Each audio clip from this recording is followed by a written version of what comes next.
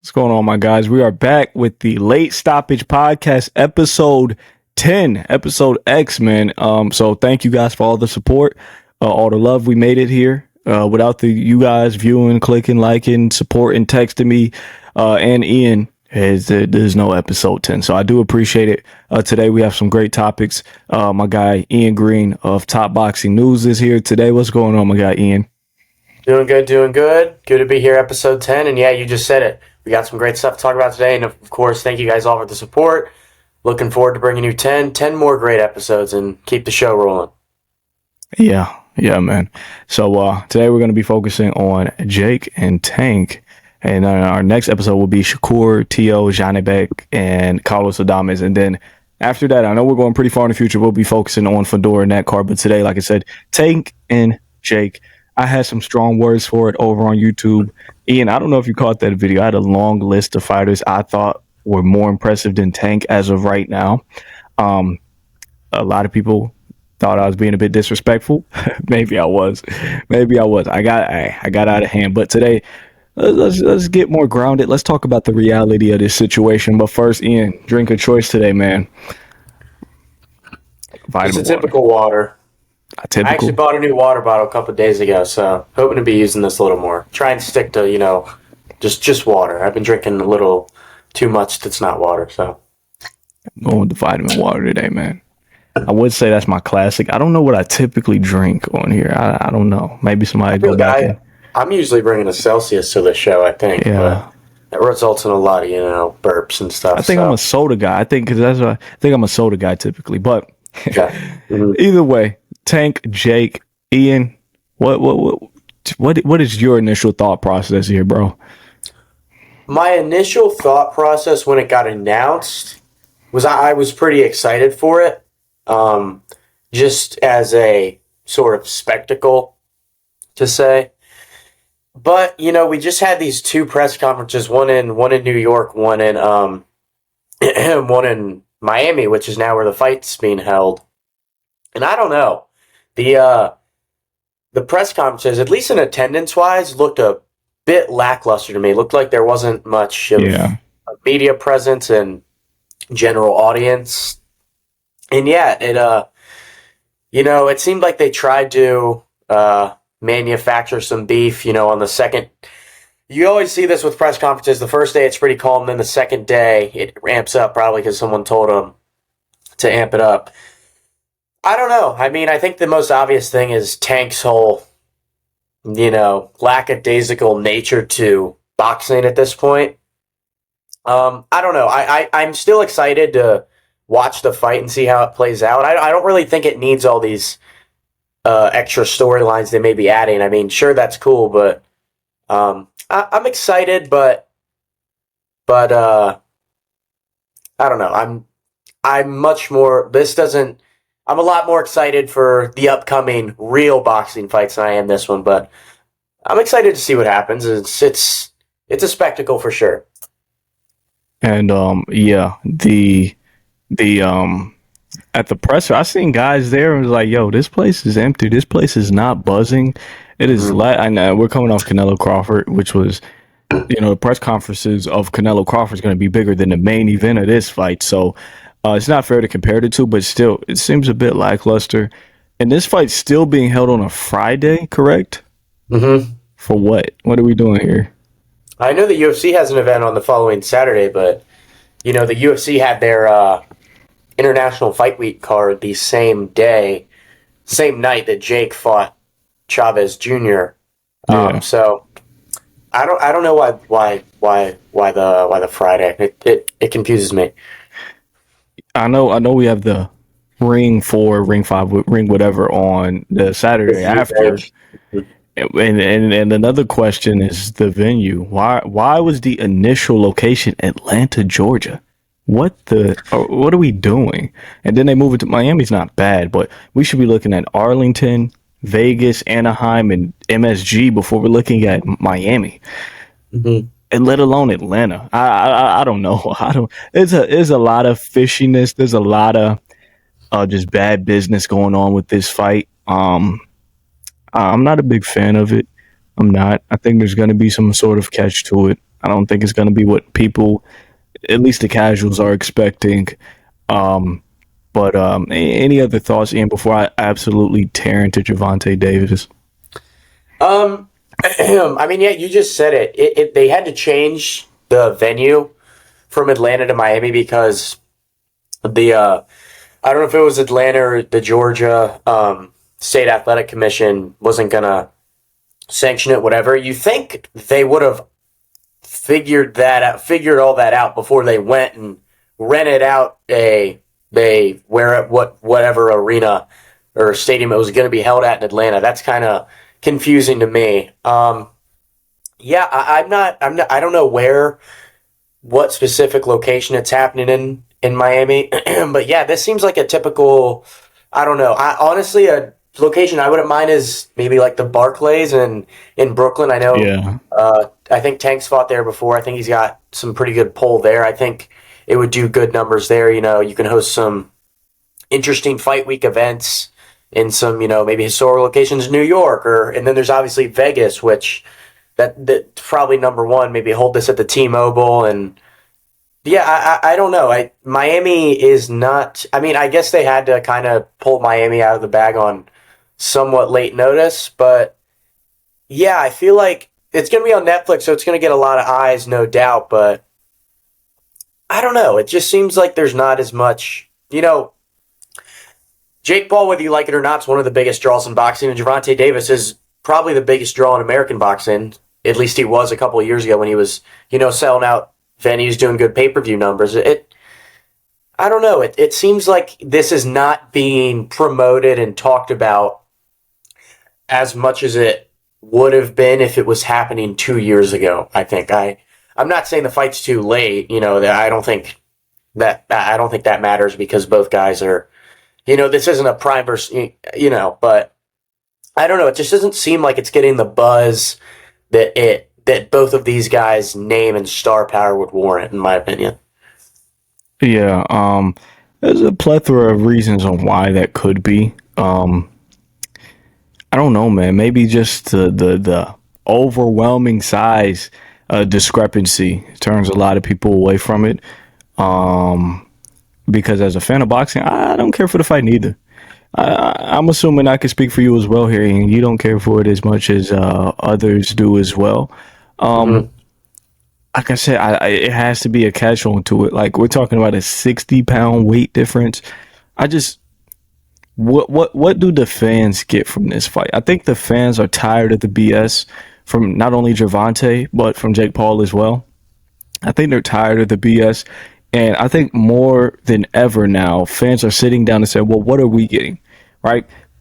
Jake, you said you want to prove yourself as a real boxer. Right now, you're fighting a real boxer, a prime, arguable pound-for-pound boxer, but he's a 35-pounder. He's a 30-pounder, right? He's a guy who can make 26, and you're a cruiserweight, right? And then there's Tank, where, you had the 6-7 fight deal, right? And you had this guy, and now we're like, well, where's that at? Right? So both of you guys made a pretty significant promise to your fans, and y'all are falling fairly short on said promises. And I think the fans are sniffing out the BS from a mile away. Shout out to the fans for finally waking up to their senses. Yeah, and the Jake Paul Mike Tyson fight, that got the hype it deserved. Where was that? Was that Arlington? And it, I don't know if it's sold out, but it sold probably around 70 to 80,000 tickets, and it did an unbelievable amount of live viewers. I think that got the hype it deserved leading up, maybe even more hype. Probably, I mean, after watching the fight, we can all say now that it got a little too much hype because it was overhyped and the product didn't produce well. And I think people are kind of thinking back to that. Jake, when he fights in these real fights, there's more to for a real boxing fan to desire, and just a sports fan in general to desire, because you're trying to watch his progression in the boxing world against people who could potentially have a chance to beat him. But the one time we've seen Jake fight in an exhibition style fight against another big star, it was Mike Tyson, and it got hyped up tremendously, and the product severely disappointed. I mean, that fight was unbelievably boring. I know they brought a lot of casual fans into the boxing space to watch that fight, and a lot of them were disappointed. That's honestly a bad look for boxing, not because it's two high level boxers, fighting and delivering a bad product, but it's boxing. Casual fans tune into boxing for events like that, and when events like that produce a product like that, it's not good for the casual eye on our sport. And I think people are now kind of realizing, okay, Jake did the same thing a year ago with Mike Tyson. We all bought into it, and it sucked. Like, let's not sugarcoat it. The fight sucked. So I think a lot of people now are kind of thinking, maybe this might turn out like that. And I think the product of the Mike Tyson fight is kind of making fans a little savvy to what Jake Paul's doing here. And I think fans aren't really buying what he's selling anymore.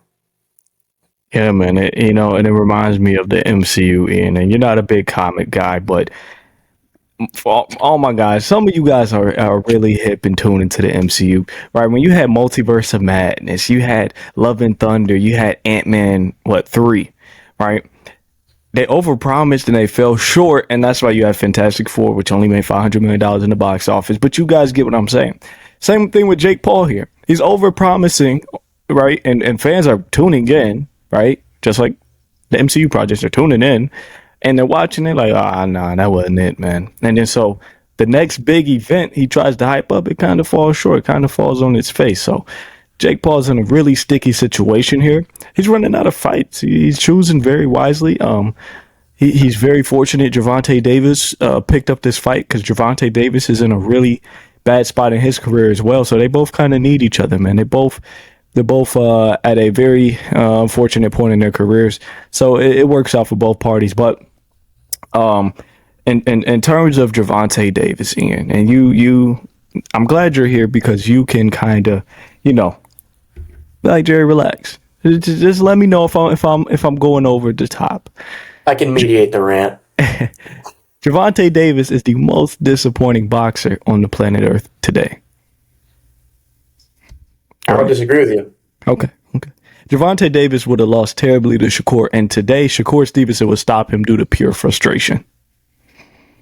I can agree with that too. Keyshawn Davis also would have beat Gervonta Davis. I hear no lies. Devin Haney at 140 would have got him in 2023. I have a little pushback on that one, just because I think 2023 Tank is different than at 140. Right now, at 140. I think it's 50-50. I don't know. I think it's 50-50. I can get it. Loma before retirement, like Loma last year would have beat Gervonta. Yeah. I'm all in agreement on that one. Gary Antoine Russell would beat Gervonta as well. 50-50, I think. Okay. So okay. Just making sure I'm not going over the top.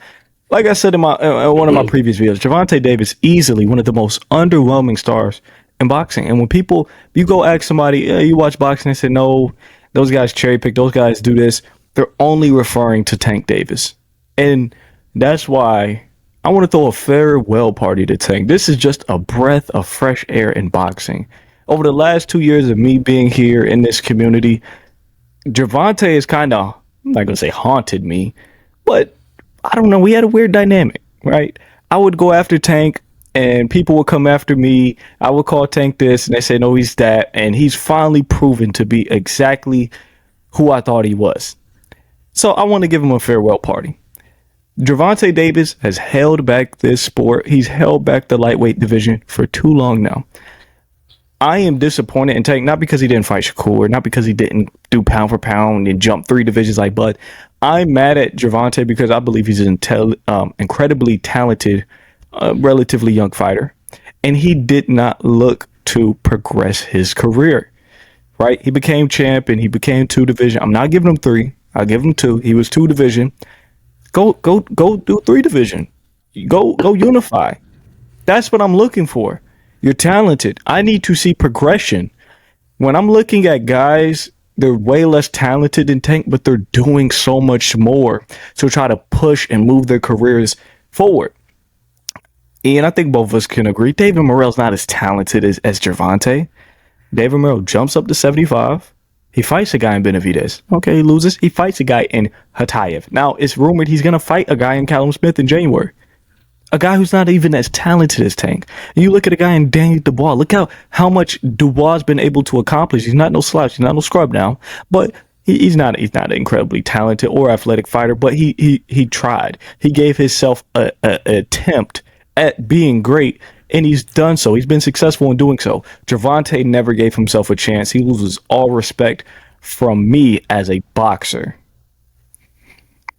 I mean, a lot of strong takes there, but honestly, not a lot that I can really disagree with. Yeah, I mean, that Ryan Garcia fight back in 2023 gave some hope that, Tank was, finally ready to, take on some real fights and be in those big fights and contend with some top guys. And I'm not even saying Ryan Garcia was one of the top guys at 135 when that fight happened. But then after that fight, what was it? It was a year out after your biggest win, and then you fight Frank Martin. And say what you want to say, they hyped that up. They hyped that fight up pretty well. They, for Frank Martin being generally unknown to the casual audience, but what are we doing? You just beat Ryan Garcia in one of the biggest pay-per-view events of the decade at least, and now you're fighting Frank Martin. He gets the stoppage over Frank Martin, 7th round, highlight reel knockout. Good. That's good. Keep the ball rolling. Maybe stay a bit more active. And then, to be fair, he had the legal troubles throughout that. He had the 16-month layoff, and I think he stopped Martin in the 8th as well. Okay. True, he had the legal struggles, but we can also point to that being another, whole. We can go off on another tangent on that sort of stuff. But so you get a highlight reel knockout over Frank Martin after being out for a while. Good. That's pay-per-view. Sell some good pay-per-views. Damn near sell out an arena. That's good. Keep the ball rolling. That was in June. I think the general mindset is, let's get back in there at the end of the year. And he was supposed to. That Lamont Roach fight, what was it? It was scheduled for December something. November, December. They just kept pushing it back. Yeah. It was probably first, rumored or announced for November, then December, and then we get the official rescheduling announcement for March. He has that fight, and he just looks like an unmotivated, disconnected, only in it for the money type of fighter. I mean, he goes in there, and don't get me wrong, I thought it was a pretty entertaining fight. I thought some of those exchanges were pretty entertaining. It was probably just, ultimately entertaining because Gervonta Davis was, getting relatively handled by a guy he shouldn't be being relatively handled by. And I don't care what you say, whatever round that was, 8th or 9th, that was a knockdown. Lamont Roach threw a jab, and it grazed like the right here area of Gervonta Davis, and he takes a knee. It's a knockdown. I'm not going to go off into that, but he ekes out a draw against Lamont Roach, a fight I thought he pretty clearly lost. And that's not the result we wanted, but we've got some hype going into a rematch now. You can build it up. You can say you could. But that fight was on March 1st. You can immediately. I think there were talks. And it was being highly rumored that a rematch was August 16th. Yeah.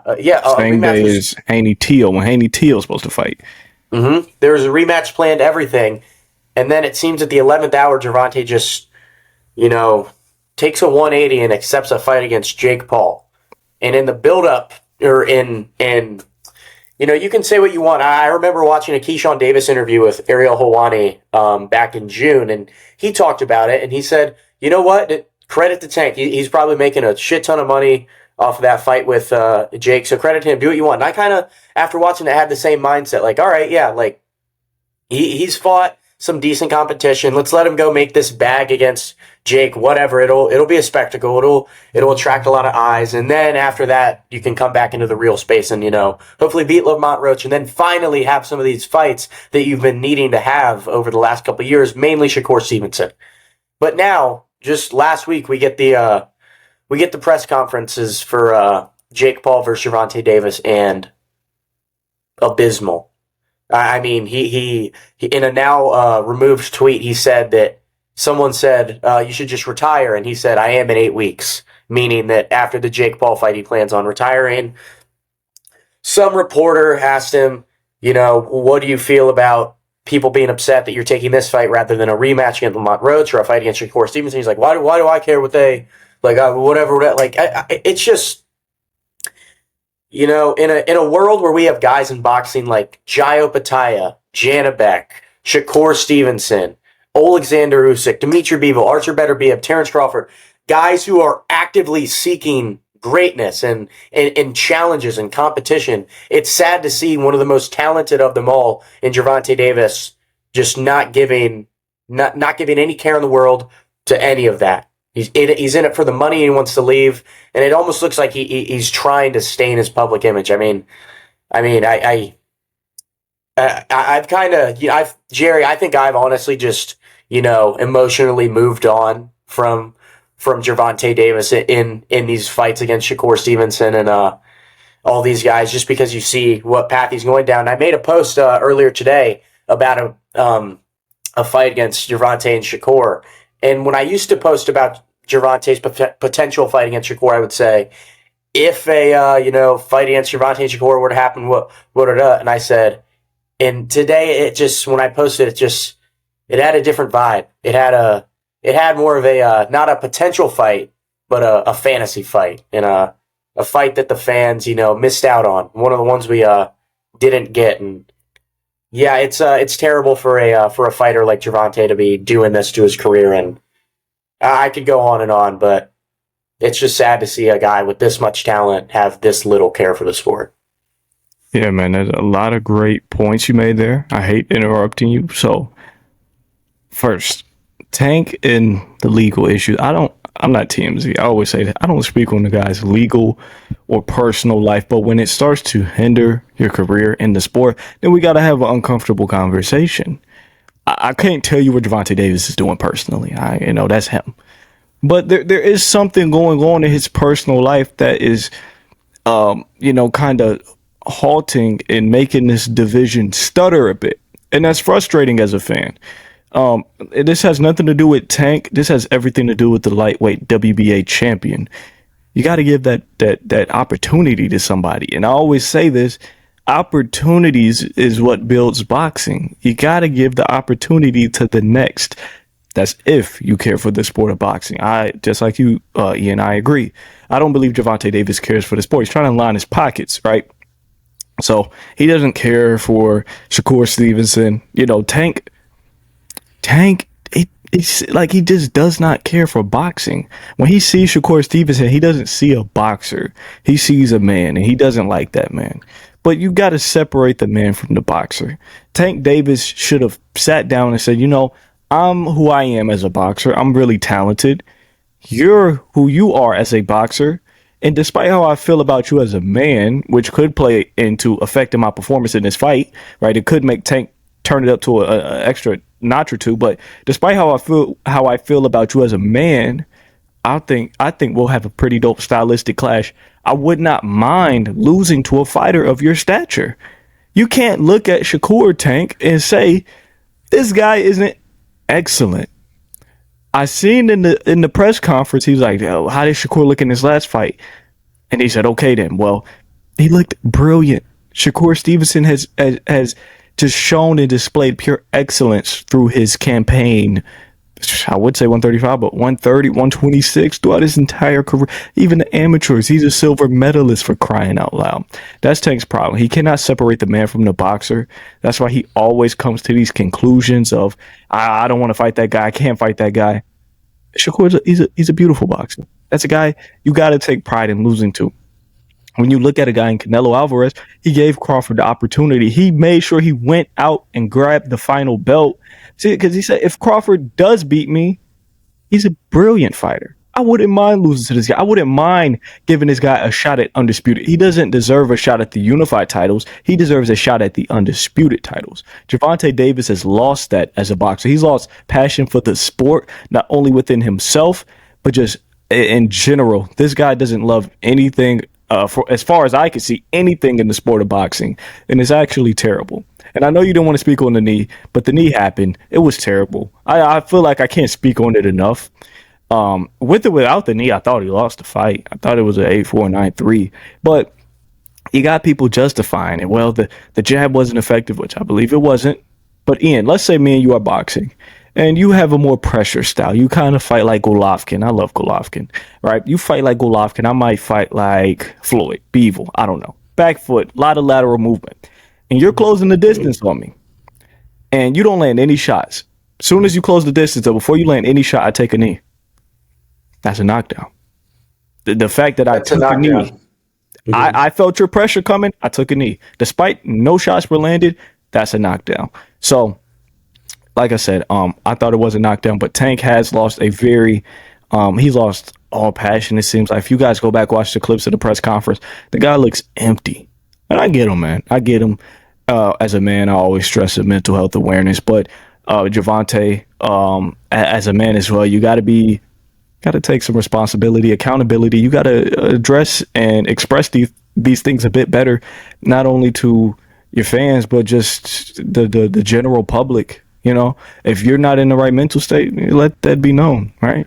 You got to drop the WBA. You got to. It doesn't matter how you feel.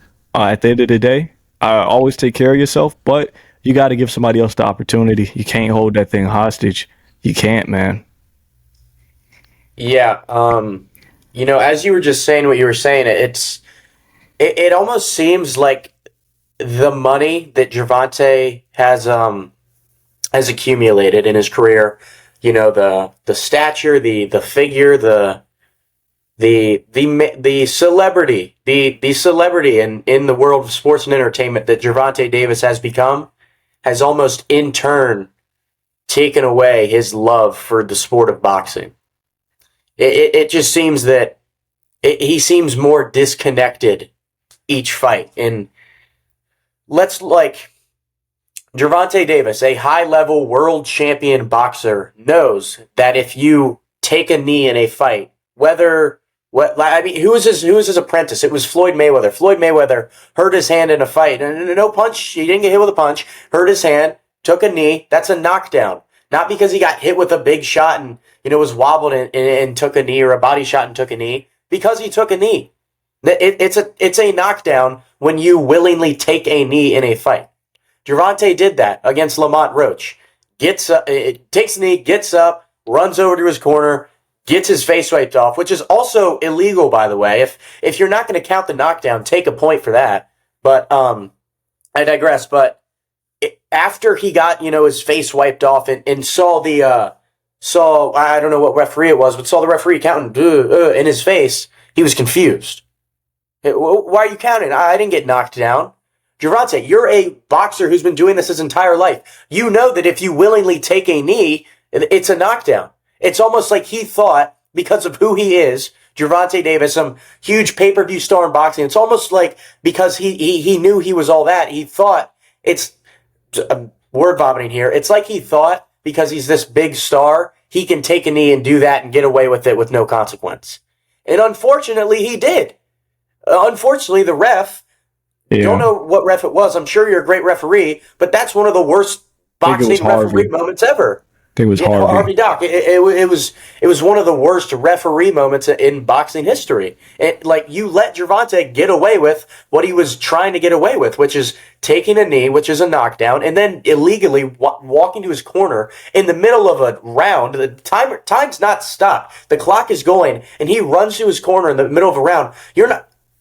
If your mouthpiece falls out and you go to the corner to get to wash it off and then put it back in your mouth, you're not allowed to get instructions from the corner, let alone be wiped off anywhere else or cleaned up. Gervonta took a knee, didn't get counted a knockdown, walked over to his corner, leans out of the ring and gets his face wiped off. That's illegal. That should be a deduction of probably 2 points. If you're asking me, I think there should be 2 points deducted. Would that not be a disqualification? Technically, it can be. Technically, it can be. Let's say he had a cut on his eye and he was bleeding bad, and let's say it was from a punch. Let's say Roach punched him, caused a cut. He was bleeding pretty bad, and in the middle of the round, while Roach is on him, pressuring him, he he takes a knee and runs over to his corner and gets wiped off. That would, without a doubt, he would be disqualified. You would think he would have to be. But at the same time, you almost think he wouldn't be, because look what he just did in a fight and they let him get away with it. So, yeah, I think that's a horrible moment. And in turn, what I'm saying is, I just think Gervonta's, the status that he has achieved makes him feel like he's transcended boxing, and that these fights are no longer for his legacy in the sport and, all that. It's for the entertainment value and the money. It just feels that it's sad. It seems like the money that he has accumulated over his career and the status and the worth has just in turn made him lose love and value for the sport that did this all to him. Like, you see Canelo, who has made more than Gervonta. He's a bigger star than Gervonta. He always credits boxing. He says his brand, no boxing, no life. He always accredits it, and whenever he can, he says, "I'm here because of boxing. I love boxing." You see Gervonta, a guy who's accumulated, a lot of wealth, say like he doesn't care about boxing. It's sad, and I think Gervonta is taking for granted what made him all this money and success. Yeah, man, it's really hard to speak for Tank. I can speak for myself, Ian. You can as well. I'm not as fortunate as Gervonta financially, especially off what I've made covering the sport, but I've made a lot of money. Boxing has gave me a sense of freedom, whether that's through expression or financial freedom, right? I'm not multi-billionaire, but I make a good amount of money. And I have a certain amount of respect for the sport of boxing. There's certain lines I will not cross because boxing has given me so much. It seems like that is missing with Gervonta, right? That gratitude is somewhat not there in the core of Mr. Tank Davis. Where you see a guy in Canelo has a certain amount of integrity that he must uphold. Canelo understands his responsibility as the face of boxing, basically. I'm not even going to say one of the faces, the face of boxing, despite his loss to Terrence Crawford. There's certain things Canelo wouldn't do. Canelo would never in his life take a knee in the ring. I think Canelo would rather get knocked out cold before he takes a knee, throws in the towel. He's one of those type of fighters, right? Gervonta Davis, he's simply missing that right now. Like you said, in terms of the knee, going out, getting that's just a pit stop, right? You could get a nice little pit stop mid-fight. I think Artur Beterbiev wish he knew that when he fought, what's my boy's name? Marcus Brown. You remember that fight? He had the crimson mask. I think Artur Beterbiev wish he knew he could just lean out the ring and kind of get him wiped off. Yeah. Up. I think that should be a new rule, right? But nah, seriously, Gervonta, he's lost it. It's really sad just seeing it unfold live, right? This is all just happening live events, from very hopeful to the big fights happening. Seems like Tank really set out a hit list. He said, I got 6-7 fights and I have a hit list, and he names the guys, and he does Martin first, and you're like, okay, yeah, you're 16-month layoff, you got the legal issues. Martin's not bad, but he shouldn't be a part of a hit list, right? Then he does Roach, and we're like, well, hit list where? And then now we're sitting here today, and we're like, so the hit list was fake. You want to talk about a hitman? Talk about Haney. That's a hitman. Boots got a contract. Teal got a contract. Shakur got a contract. Brian Norman got a contract. Ryan got a contract. That is a hitman. That guy will fight anybody. But once again, we're really going in on Tank, man. And Tank's probably a really great man. Like I said, I don't know the guy personally. Can't speak to him. I don't think I've ever spoken to Tank or commented or anything. So don't know anything about the guy. But Jake Paul is who I kind of want to turn the center of attention onto now. Ian, you got to take this away. I don't really know the guy's career. I don't know what's gotten him up to this point, really. So I'm gonna let you take this one. Yeah, I actually do know Jake Paul's career pretty well. I haven't seen every one of his pro fights, but I've known about it. I didn't watch his pro debut, but since then I've seen every fight. He first fights a YouTuber, then he fights Nate Robinson, then he fights Ben Askren, an MMA fighter, then he fights Tyron Woodley twice, an MMA fighter, then he goes and fights Anderson Silva, an MMA fighter, then he goes and fights Tommy Fury. The general consensus. Right? Yes, he lost. The consensus was he first fights a YouTuber. Like he Jake Paul is amazing. He's a genius when it comes to creating a story, a storyline, a drawing point. Because first it was YouTuber versus YouTuber. Typical influencer boxing stuff. That's just entertainment. Like, imagine we saw Kevin Durant, LeBron James. Like, this is just the same thing, just in a different realm. Then he fights Nate Robinson. The storyline there. Now he's fighting an athlete. He's fighting a real athlete now. Knocks him out. Ben Askren, MMA fighter, primarily a wrestler though. The story now. Okay, well now he's fighting a real fighter. Like, he's fighting a real fighter now. Let's see. Knocks him out. Next, Tyron Woodley, an MMA fighter, but primarily a striker. Fights him. Woodley's a grappler, correct? But yeah, I think he is. But his striking is better than Askren. A way better striking acumen than Ben Askren, who relatively has no striking. Absolutely. Mm-hmm. But he has the decision win and then knocks him out cold. Great knockout against Tyron Woodley. Now Anderson Silva, who in the general combat sports world is recognized as one of the greatest strikers ever, just in general. So he fights him, gets the win. Now it's Tommy Fury, a real undefeated boxer, brother of Tyson Fury. Let's see what happens. Jake Paul loses. Sure, he gives a good account of himself, knocked Fury down in that final 8th round, but ultimately loses. So you think the draw kind of goes away there because he kind of took on this Floyd Mayweather type path where everyone wanted to see him get beat, and he finally got beat. Yet he comes back and he fights Nate Diaz. That's going to sell just because Nate Diaz is such a big name in the combat sports world. Then he takes an interesting turn. He fights a man by the name of Andre August, who is, at the time, I think he was 10-1-1. 10-1-1, unknown pro boxer. That was a main event down at the Caribe Royale in Orlando. Not a big venue at all. Great resort. Don't want to, trash on him. I go there a lot to work fights, but not a stadium arena fight like he had done in the past. Gets a brutal first round knockout of Andre August. I mean, brutal.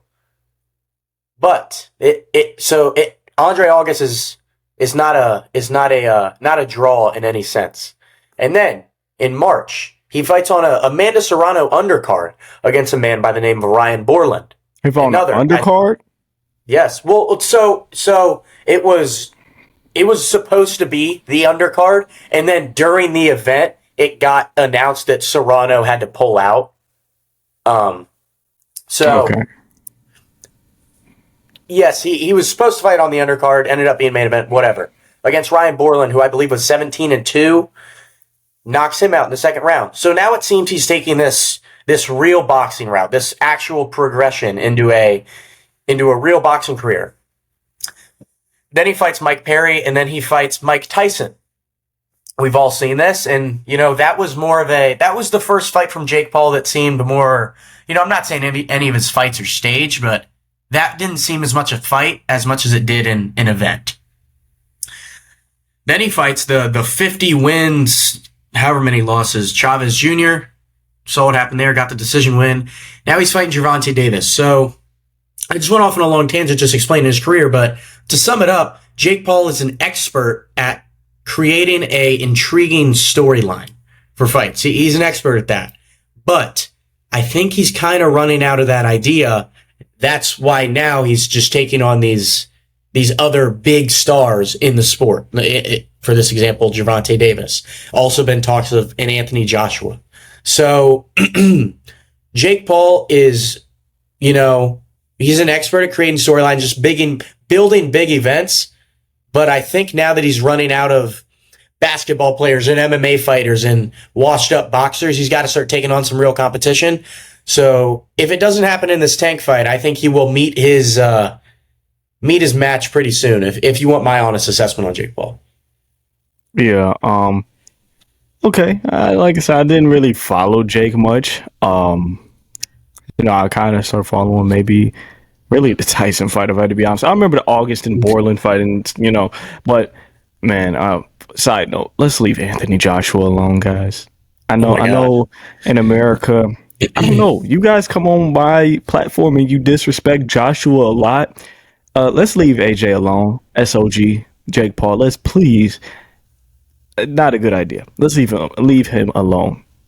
But yeah, Paul, like I said earlier, he is running out of opponents, it seems like. But with that type of money, that type of pull, he could always pull a Israel Adesanya, right? He could always pull a Mhm.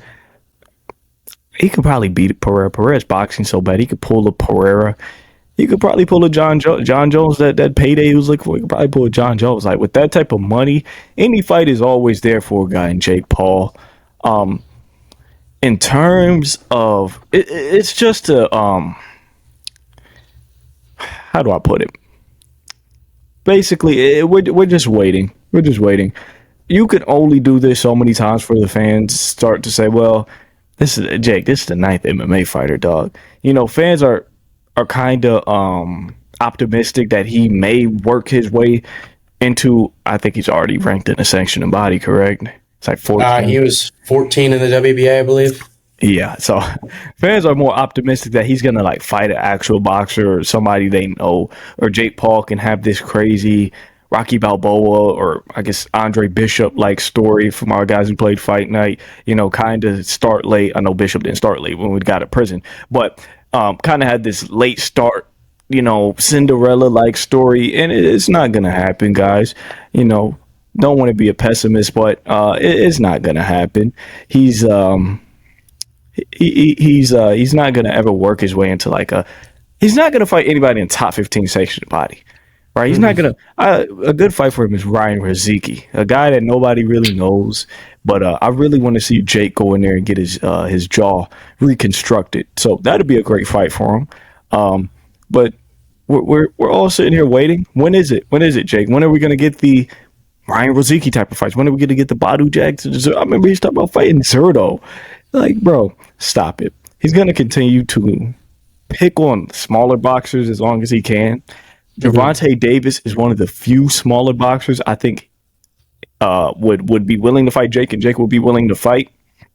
And then obviously MMA is wide open because MMA fans heavily overestimate the boxing ability of those trash cans over there in the UFC.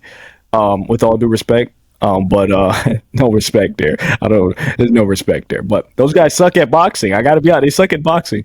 But the guys are less fortunate financially compared to our boxers, so they're more prone to taking the Jake Paul fight. So I don't think he'll ever run out of opponents. I think fans will eventually just get tired of him.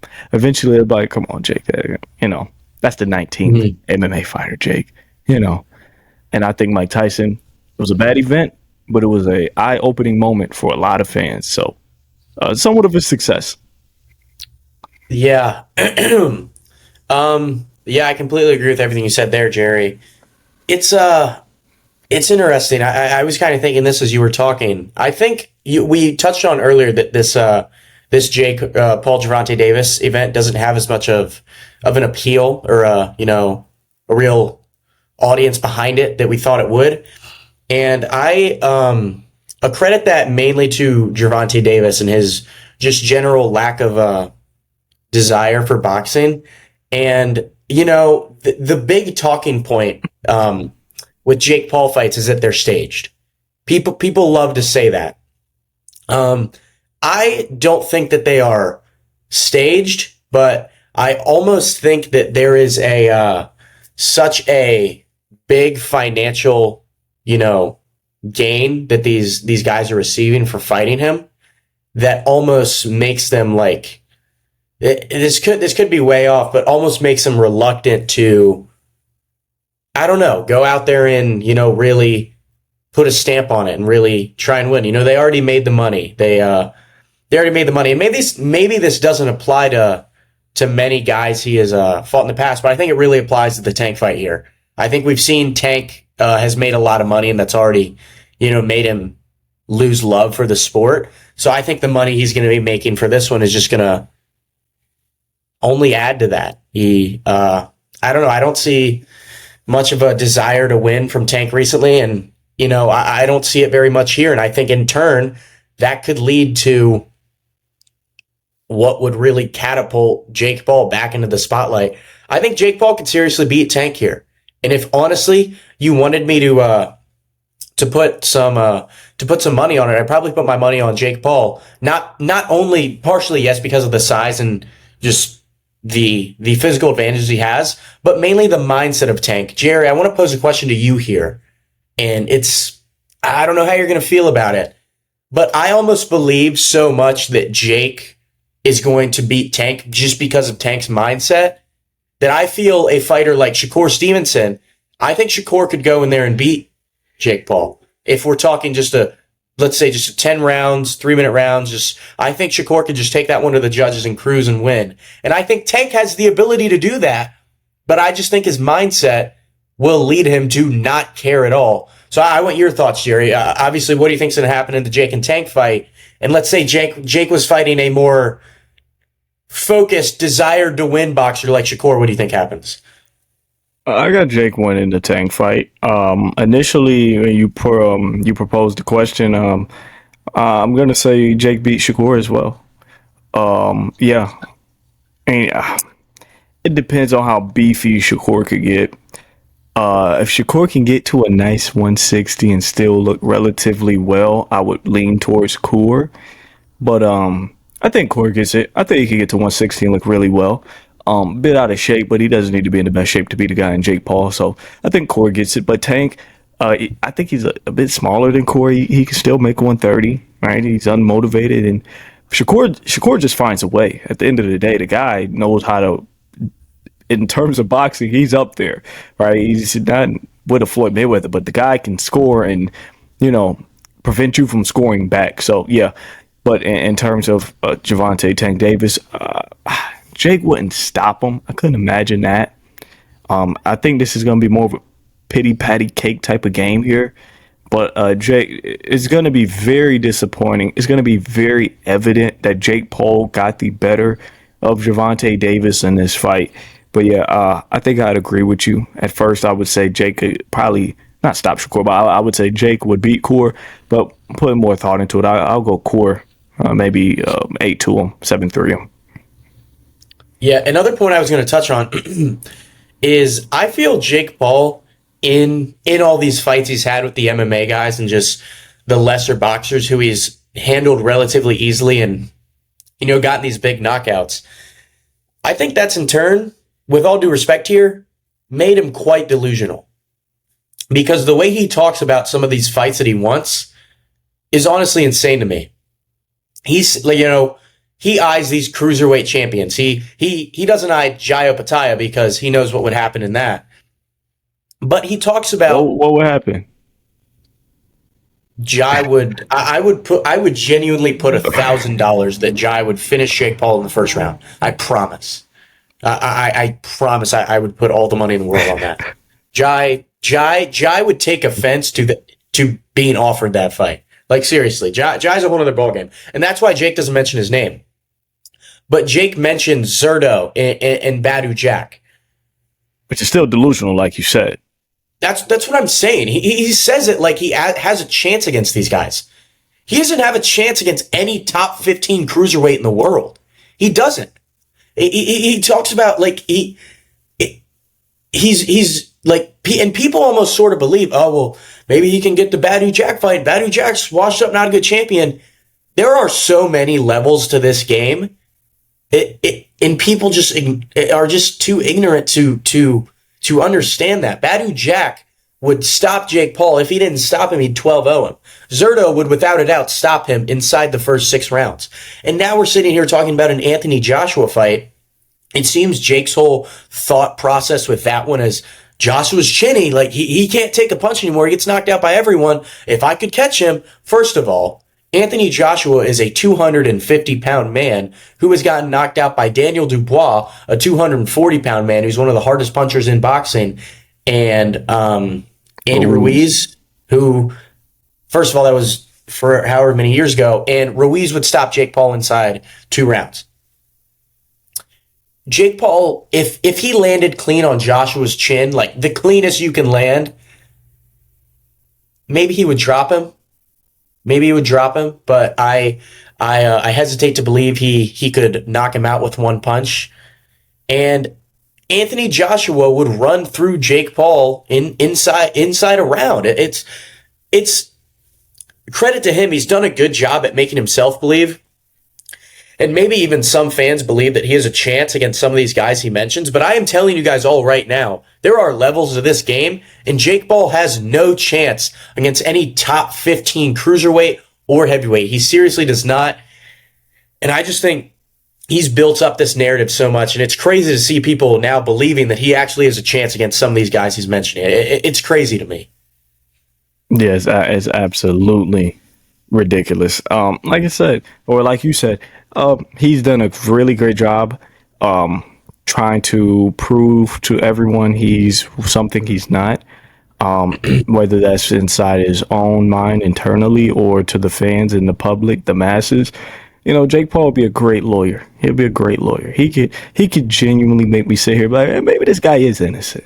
Jake Paul's that type of guy. Boxer, maybe not. Lawyer, they could be a bit better doing that. Maybe comedian. He's not funny. I wouldn't even give him comedian. But I think that's all I really got to touch on today for this episode, Ian. Unless you had anything else you wanted to speak on. Really upset with this whole event, obviously. But you got anything else? I don't. Just as I said in the beginning, I'm gonna watch it. I'm excited. It's gonna be a spectacle, but I'm kind of already preparing myself to be disappointed. It seems like that's what we have to do with these Jake Paul events, and now Gervonta Davis events. It's just these guys don't care about winning like real athletes do. They care about the money, and prepare to be disappointed on November 14th. Yeah, but I appreciate you guys. Like I said. All the love and support getting us to episode 10 took a lot, cost a lot of money, took a lot of time for me, Ian, Top Boxing News. All right. Make sure you guys go over Instagram, follow it. Like I said, everything here today from the vitamin water to the microphones and the whole podcast presented to you guys, Top Boxing News. My guy, Ian Green. This is Jerry J. Late Stoppage. Jesus. Late Stoppage. Episode 10, man. I appreciate you guys. We'll see you guys in episode 11.